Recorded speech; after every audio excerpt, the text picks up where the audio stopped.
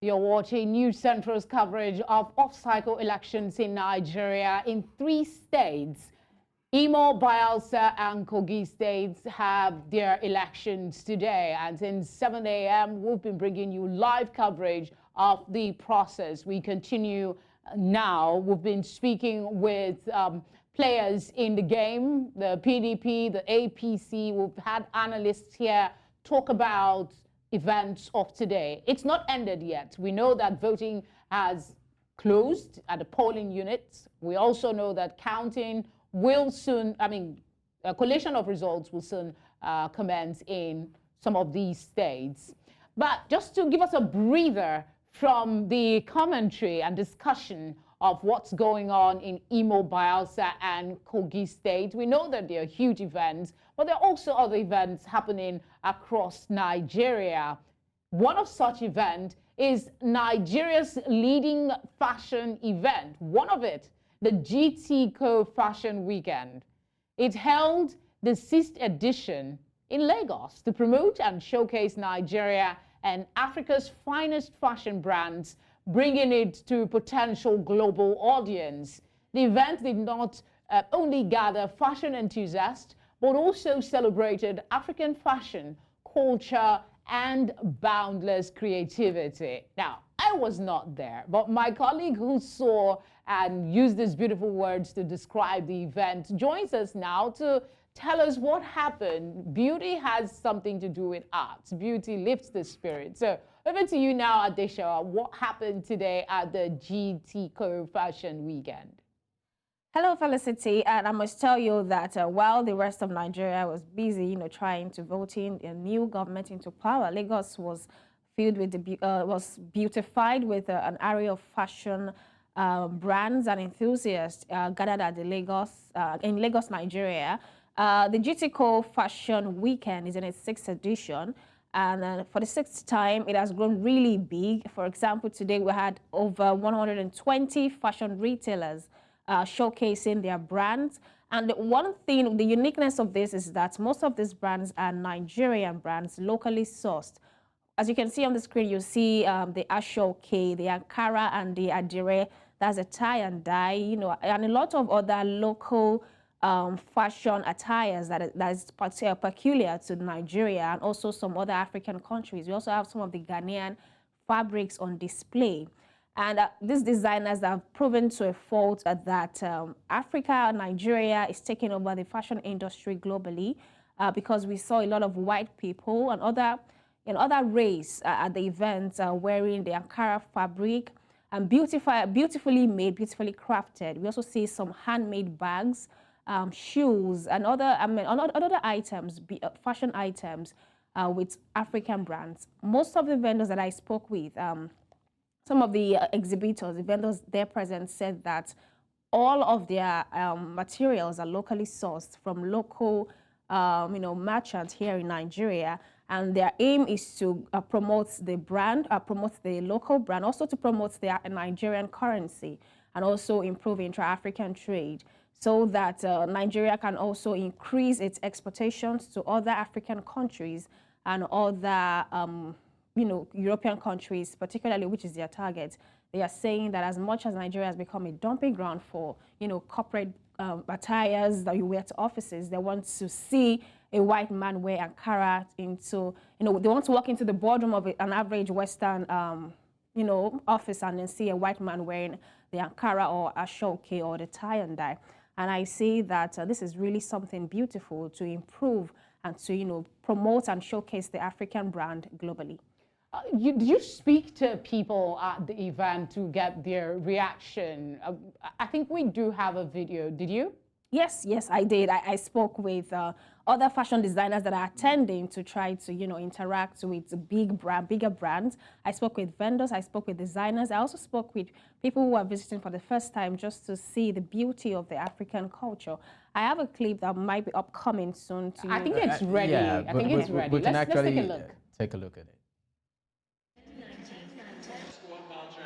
10,000 Naira vouchers, they should be accepted by you, of course. And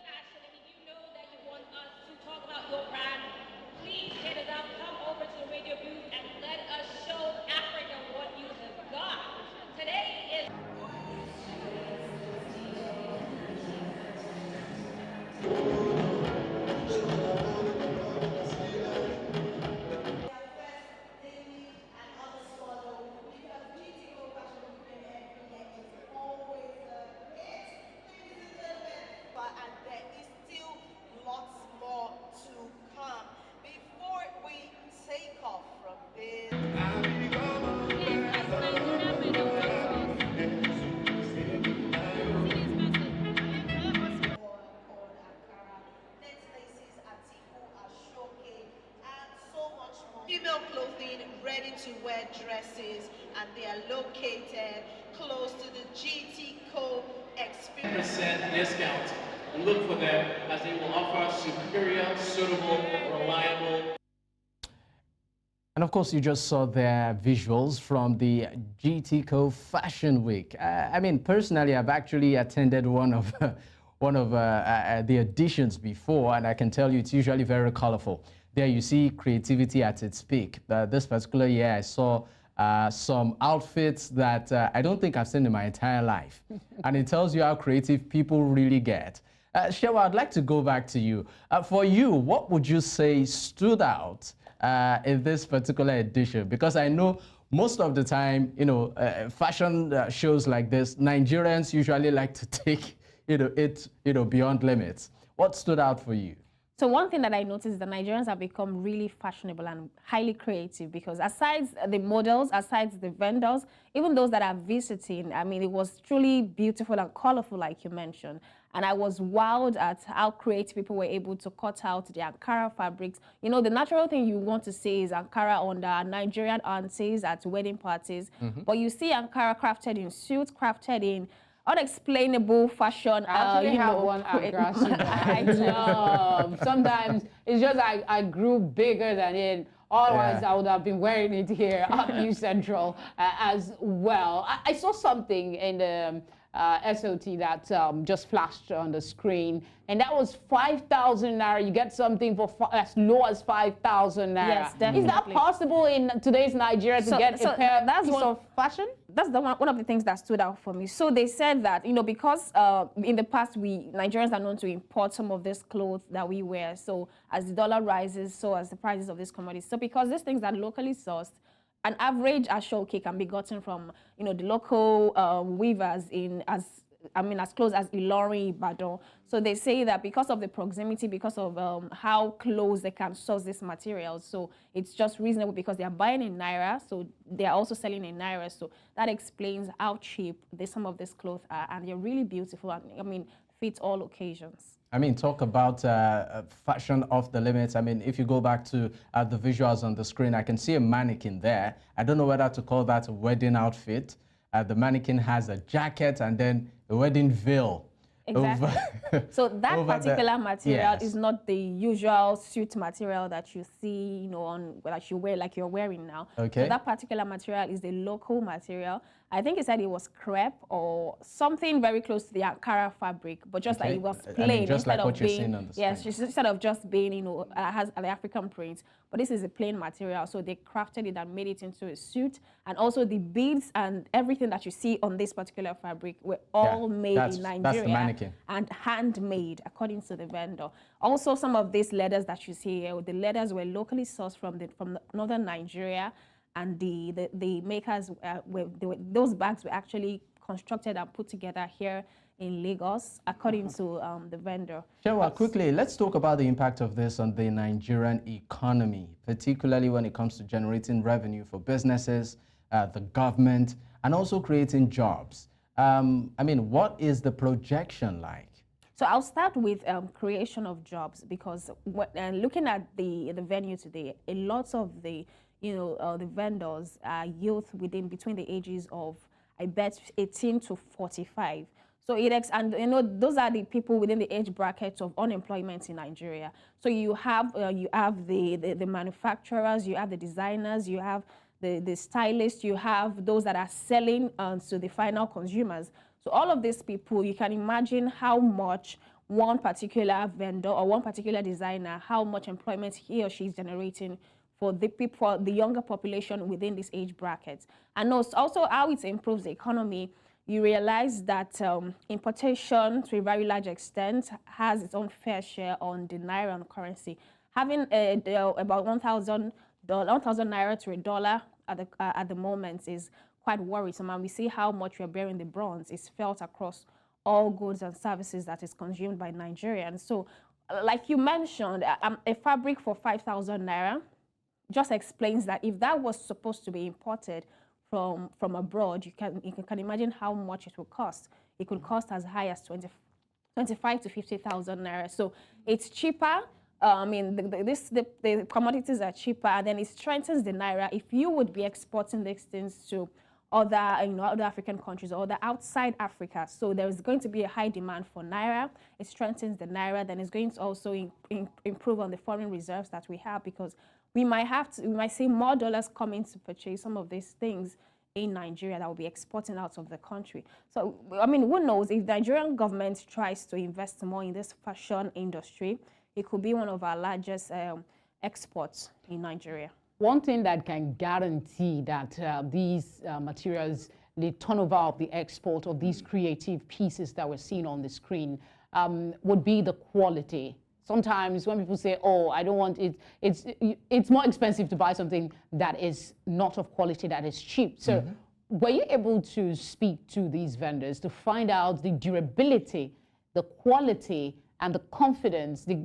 Sometimes you get guarantees on products that you buy. For the bags, they're looking all beautiful, but what is the quality of these products? So I spoke to one vendor that makes Ezewuike. I mean, I'm sure you must have seen one of the designs on screen. So she gave me an example and said that you remember those years where you have grandmothers give, pass down a particular Ezewuike material from the mother and then to the grandmother, I mean, from the child to the grandchild and down the line. And then you realize that the particular material that is being used to back your baby was used by your great-grandmother. He said those same materials are the ones they are using to make this clothes. So it just explains the durability of these materials. And then the tie and dye, I mean, over time, it has proven that it is quite durable, because you see grandmothers passing it down generations. So these are the same materials that have been passed down from ancestors to to new generations. They are converting the same materials into modern fashion brands, modern fashion items. So I mean, there's nothing to worry about as far as those materials are concerned, because it's something that we are used to. It's not. It's something that has been existing many years back. So we know that these things, if it can be passed generations down, it means that the durability is definitely assured. And then some of the leathers, he said that if we are the ones, exporting the leathers from this part of the world to other other European countries, and then they bring it back as designers with big fashion brands. And if they can actually tell us that it's very durable, so if we are getting it firsthand, so it explains that, yes, we can trust these brands to be very durable. All right, I understand we have the visuals of your interviews and interaction at the event. Let's take a look. Squad vouchers, the 10,000 naira vouchers, they should be accepted by you, of course. And don't You know that you want us to talk about your brand. Please hit us up, come over to the radio booth, and let us show Africa what you have got. Today is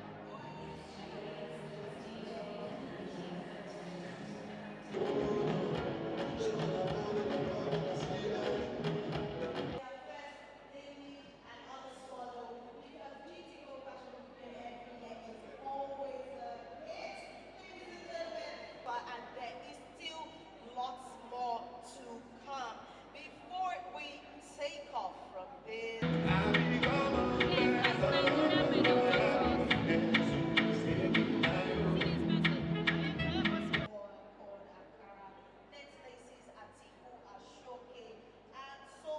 female clothing, ready-to-wear dresses, and they are located close to the GTCO.